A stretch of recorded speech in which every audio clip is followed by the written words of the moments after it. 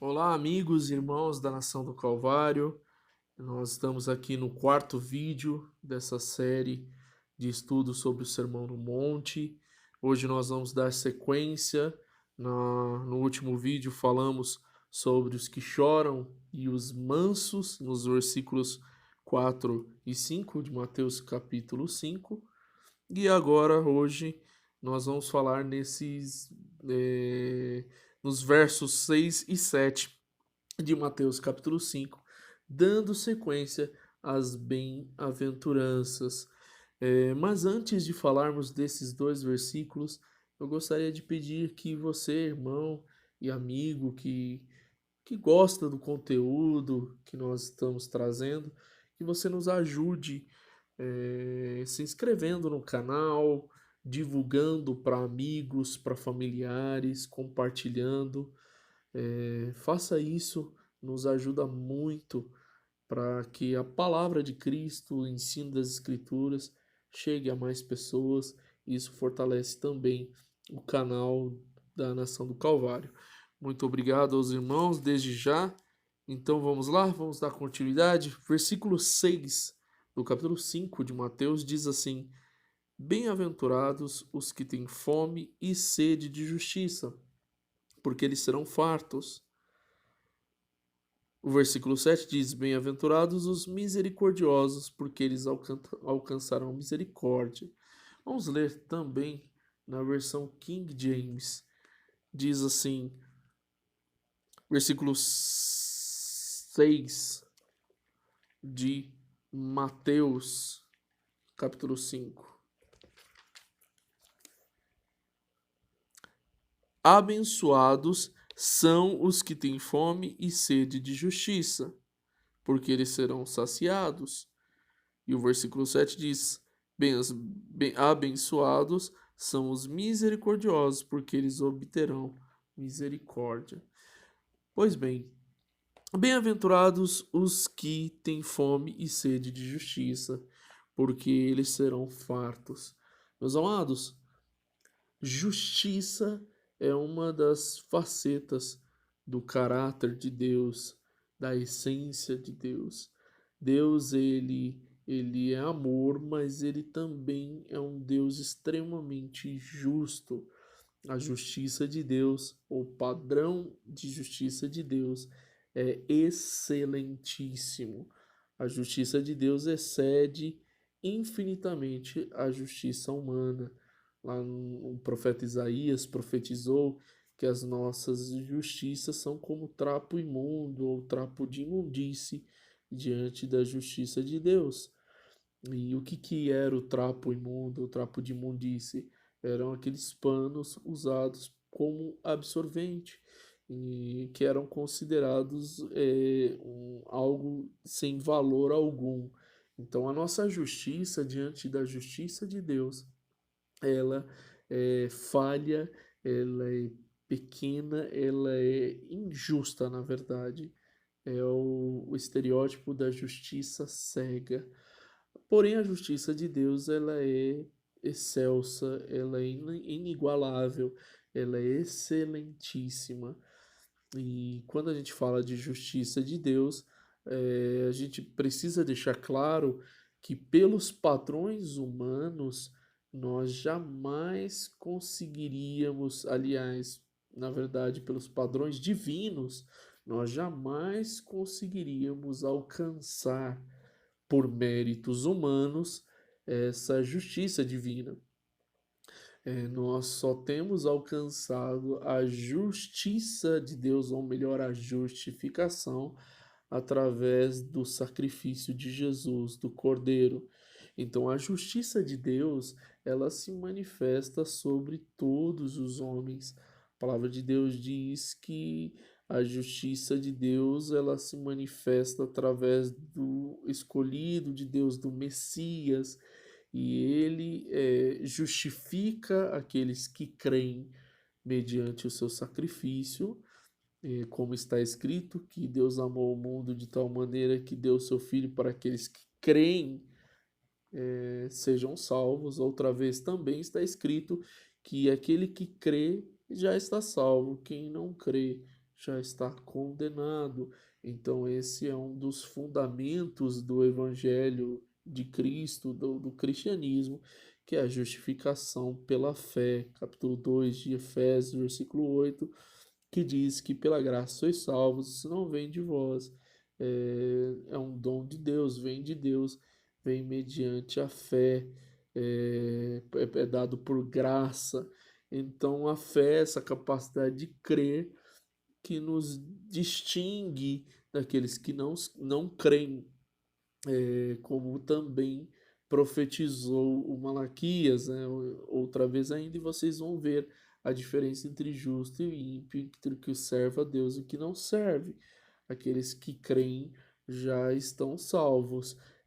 Romanos capítulo 10 vai dizer, Paulo falando sobre o profeta Isaías, né? Falando também sobre justificação, justiça de Deus, manifesta, e ele diz o seguinte: quem creu a nossa pregação, quem deu crédito, né? E aí vai dizer que com o coração se crê para a justiça e com a boca se faz confissão para a salvação. Então a justiça de Deus, ou a justificação, ela é manifesta sobre os que creem e também sobre os que não creem. A Bíblia diz que quem não crê já está condenado, já vive em condenação. No entanto, a Bíblia deixa clara que há um dia preparado, é o dia da vingança do nosso Deus, onde o Senhor vai julgar todos os povos com a sua justiça reta, com a sua justiça excelentíssima. Então, quando o texto ele diz que bem-aventurados aqueles que têm fome e sede de justiça, porque eles serão fartos, a gente precisa entender o contexto daquela época, um contexto onde os ouvintes de Jesus se sentiam injustiçados, onde eles estavam debaixo do Império Romano, debaixo da tutela das leis romanas, e por mais que houvesse aquela ideia de Pax Romana, era sempre sob o contexto de uma imposição, de algo que imperava. Eles ansiavam, os judeus, eles ansiavam por uma redenção.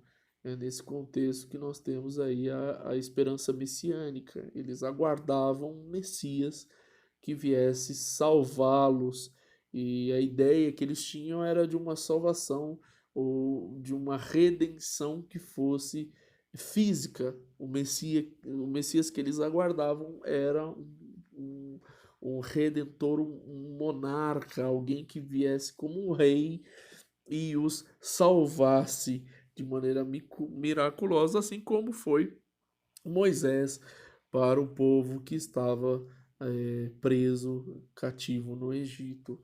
Então, quando Jesus fala sobre fome e sede de justiça, ele aponta para uma justiça que se manifestará através dele, para com os que creem, sendo salvação e justificação dos pecados através do seu sacrifício, ele se fazendo pecado para que os pecadores fossem justificados, e também seria justiça de Deus para aqueles que não creem e para o dia do Senhor que está reservado para julgar todos os homens.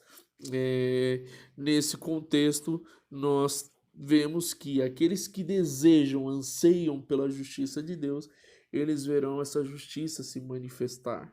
Então, por mais que a justiça humana é falha e ela não consegue julgar corretamente, a justiça de Deus, ela julga corretamente, e ela será e está sendo e será manifesta no Cordeiro, através do Cristo, aquele que quebra os selos, o único digno. A palavra de Deus diz no mesmo texto aí do Sermão do Monte, no capítulo 6 de Mateus, Jesus vai dizer que nós devemos buscar em primeiro lugar o reino e a sua justiça, e as demais coisas serão acrescentadas. Essa busca pela justiça de Deus, em contraposição à justiça humana, ela deve ser uma constante para com aqueles que são discípulos de Cristo. E Jesus estava falando para os seus ouvintes um perfil daquele que seria um discípulo seu, um perfil daquele que seria um cidadão do reino, alguém que tivesse o perfil das coisas do reino de Deus, essa mentalidade do reino, do evangelho eterno de Cristo. O versículo posterior, o versículo 7 diz: Bem-aventurados os misericordiosos, porque eles alcançarão misericórdia. Eu quero fazer referência a um texto aqui do Sermão do Monte, o livro de Carson, onde ele fala um pouco sobre misericórdia. Ele diz assim: o que é misericórdia? Qual é a diferença entre misericórdia e graça? Os dois termos são frequentemente sinônimos, mas quando existe uma distinção entre os dois, parece que graça é uma resposta amorosa quando não se merece amor, enquanto misericórdia é uma resposta amorosa induzida pela situação de infelicidade e completo desamparo daquele por quem se deve demonstrar amor. A graça responde ao que não tem merecimento e a misericórdia ao angustiado e abatido. Então, o D. Carson ele vai trazer a ideia de que misericórdia e graça são uma inclinação de Deus favorável ao homem.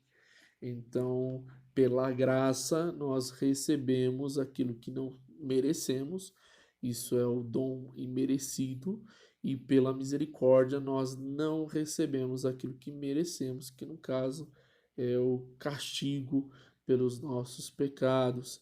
Através da misericórdia, Deus ele nos justifica e ele nos absolve. Nós somos justificados e absolvidos porque a dívida foi paga, no caso, pelo Senhor Jesus. É importante notar que graça e misericórdia, nessa ideia, elas são como uma balança, demonstrando ou apontando para a soberania de Deus. Capítulo 4 de Hebreus, versículo 16 diz: tendo confiança ao entrar no trono da graça, a fim de encontrar misericórdia e graça para sermos ajudados em tempo oportuno ou no tempo certo.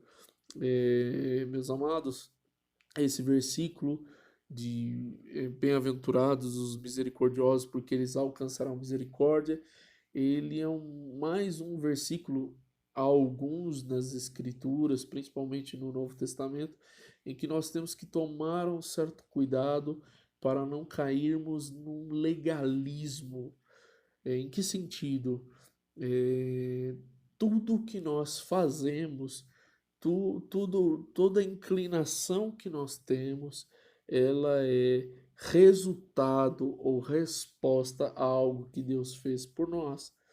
O apóstolo João escreveu numa das suas epístolas que nós o amamos porque ele nos amou primeiro. Então, o nosso amor é uma resposta ao amor de Deus. Deus foi quem nos amou primeiro. Ele quem amou ao mundo de tal maneira que enviou o seu Filho para que todo aquele que nele crê não morra, mas tenha vida eterna. Então, nós precisamos ter o entendimento de que o exercício da misericórdia, ela passa pelo fato de que Deus exercita a misericórdia sobre nós. É porque Deus é misericordioso conosco que nós devemos e podemos ser misericordiosos com os demais. A ideia não é que eu exercito misericórdia para que Deus seja misericordioso comigo, mas a ideia é que eu exercito misericórdia porque Deus é misericordioso comigo e continuará sendo.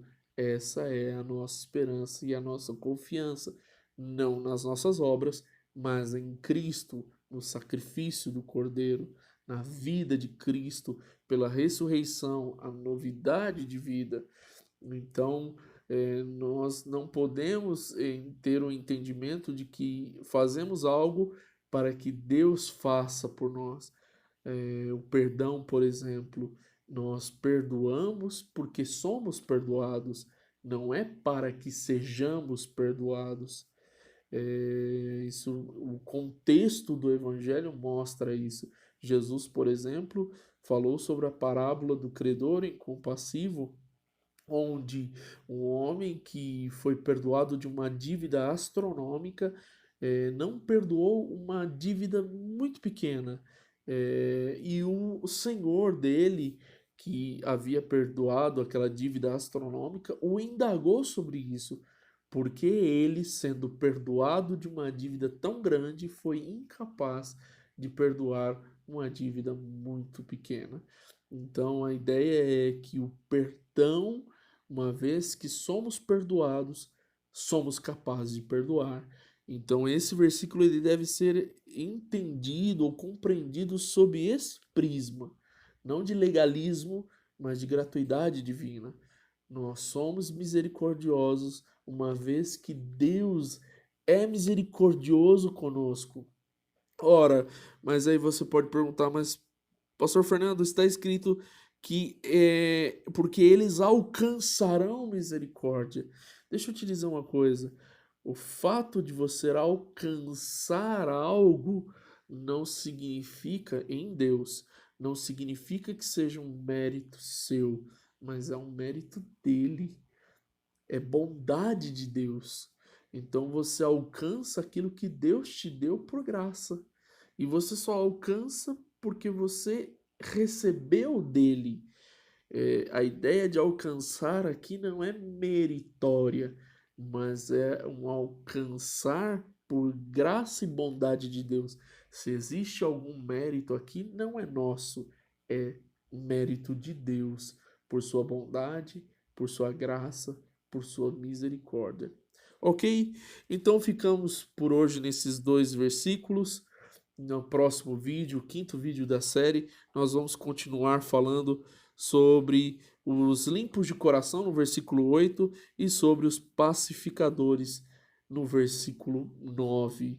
Muito obrigado. Eu quero ratificar que você que está sendo abençoado por este conteúdo, por gentileza, compartilhe com seus amigos, com seus irmãos, se inscreva no canal, ative a notificação no sininho, e isso ajuda muito a nós, ao nosso canal da Nação do Calvário. Muito obrigado, que Deus continue vos abençoando em Cristo Jesus.